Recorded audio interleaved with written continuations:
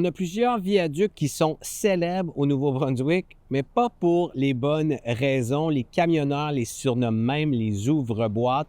Ce sont des viaducs comme celui-ci, souvent ferroviaires, qui sont trop étroits, si bien que les camions qui les empruntent ou les véhicules récréatifs restent coincés, ce qui cause évidemment beaucoup de dommages.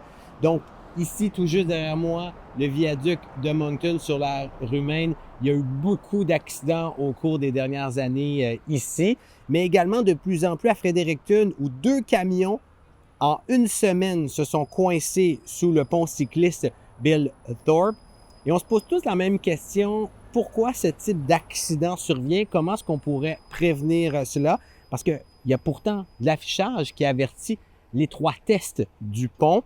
Aux États-Unis, il y a un viaduc qui est célèbre pour avoir été frappé plus de 187 fois en une quinzaine d'années. C'est en Caroline du Nord. Malgré tout un système d'avertissement, il a été légèrement surélevé il y a quelques années, mais il y a encore des accidents qui surviennent.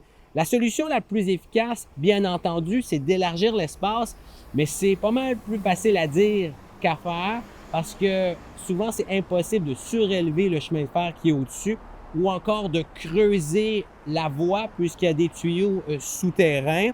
On peut aussi évidemment faire de la sensibilisation pour les conducteurs. Vérifiez votre itinéraire. Est-ce qu'il y a des ponts, des viaducs de moins de 4,30 mètres, ce qui est pas mal la norme sur votre trajet. Surtout pour le rappeler, il y a des conséquences pour les conducteurs qui restent coincés dans des viaducs comme ça. Parce qu'en plus, évidemment, des dommages, c'est notre responsabilité comme conducteur de connaître notre hauteur. C'est donc une infraction au code de la route lorsqu'une situation comme ça survient. Voilà, c'était votre vidéo journal. Pour d'autres nouvelles, consultez l'application de Radio-Canada Info. Moi, je suis correct.